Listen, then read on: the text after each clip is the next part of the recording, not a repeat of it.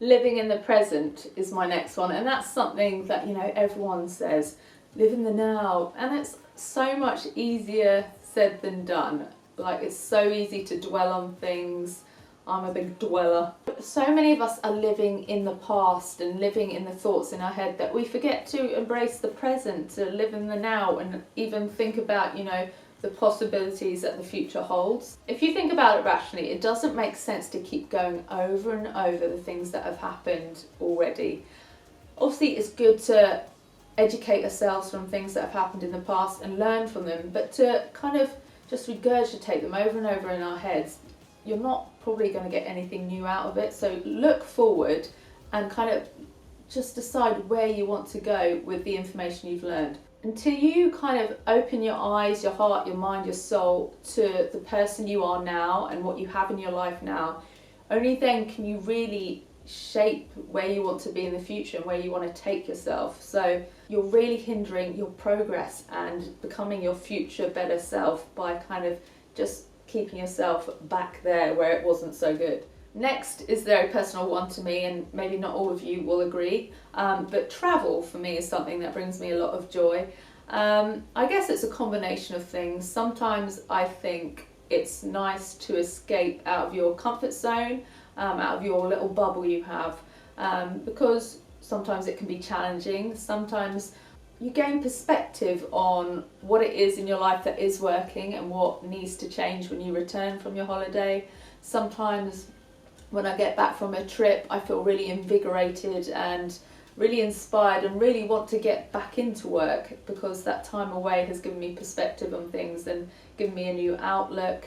Obviously, when you go travelling, you see different cultures, you see different environments, and you just feel an appreciation for the world you live in and how amazing and incredible it can be. For me, the sun really helps me. I think just being outdoors, having vitamin D penetrating, it just gives me that energy boost that I obviously really need. So that's another bonus of travelling. But like I said, I think travelling for me often gives me that epiphany moment that makes me think, okay, when I get home, I need to change this about my life because that's not making me happy, or I need to take that out of my life because if I do, that will make me happier. So I think it really just, like I said, gives you some clarity on your life back home. And that leads me on quite nicely into just getting outside. As a blogger, I'm often just in the house on my own, on my computer, day after day after day, and I just, you know, become a hermit, and then the longer I leave it, the prospect of leaving the house becomes more intimidating and more scary. You don't always feel up for going outside. Perhaps, you know, we have got a bad breakout, perhaps you're just feeling more comfortable in your little bubble, and, you know, it just seems like effort. But just getting outside, changing your environment is really good for you. Getting some fresh air can really just help the cogs get moving, just stop you from getting stagnant and stale, really.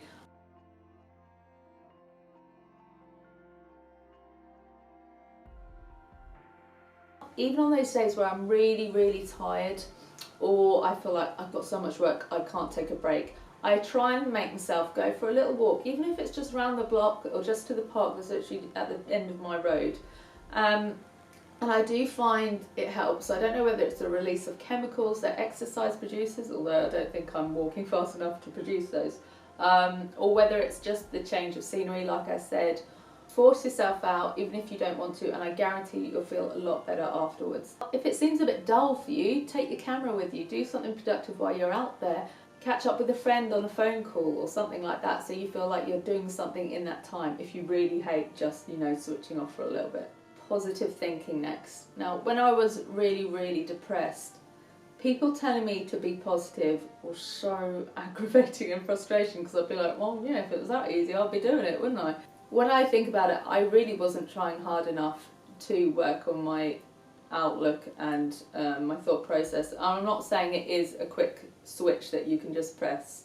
I understand that there's more going on than that, but I do try a bit harder, and it does make a bit of difference to my life. Last year I went for an introduction to mindfulness, and basically they said it's not about not having bad thoughts or negative thoughts, it's about acknowledging that they've come into your head, and being able to go, okay, I can see you're there, but I'm going to say, not right now, thanks, see you later, sort of thing. It's like saying, I know you're there, but I don't have time for you. So that's kind of what I try to do now. When I feel those things creeping into my head or seeping in somehow, I try and distract myself from them and concentrate on something productive or positive that I can be doing with that moment instead. So for instance, I did an interview last week. I really wasn't happy with it. I felt awful afterwards. I really wanted to cry because it felt like a missed opportunity. I felt like it was crap, and I was like, why am I even doing this? I'm not confident enough to be doing this. I just kind of beat myself up about it. And I could see myself working myself up and up into a stew, and I thought, no, I'm not going to allow this. So I got my camera, started filming some stuff, took some photos, wrote some blog posts. And then at the end of the day, I thought, wow, I've had a really productive day. I really liked that blog post I just wrote, or I really feel like I've achieved something. And that changed my mood round completely from the state of being, ugh, I hate myself, to, oh, I've been busy, I've done something, today hasn't been a complete waste. And I was able to also go, okay, so I wasn't great this time, but I can learn from it and I'll be better next time. I think you've also got to think about the advice you give to your friends when they're in a bad way or if they're feeling low, and try and take it yourself. I mean, how often do you hear the words coming out of your mouth that you're saying to your friend and thinking, God, I need to take some of that myself? Try and do that. Actually try and take your own advice. Another thing I've done, which some of you might think is a bit sad, is that I have this board and it's covered with things that I've cut out of magazines and printed off and stuff. On it I've got pictures of, places I want to visit. I've got, I don't want to give too much away because it also makes me sound really uncool. Just things I want to do in my life and the goals I have, and if I'm feeling a bit kind of demotivated or a bit low, I'll look at that board and just wait for it to kind of inject some motivation back into me, and it actually does work. And I think sometimes you just need to have something that will jog you and put you back on track. Next one is being someone that doesn't judge. I'm a very much each to their own sort of person. I try not to kind of think that everyone should think the same as me or do the same as me. As long as people aren't hurting anyone, I say let them get on with it, really. I think if you're a bit less judgmental, it's easier for you to find social situations easier. I think you tend to get on with more people. And I think when it comes to your friends, if they know that they can come to you with a problem or a mistake they've made or some sort of dilemma and you're not going to judge them, I think you can form some really strong and lovely bonds and friendships.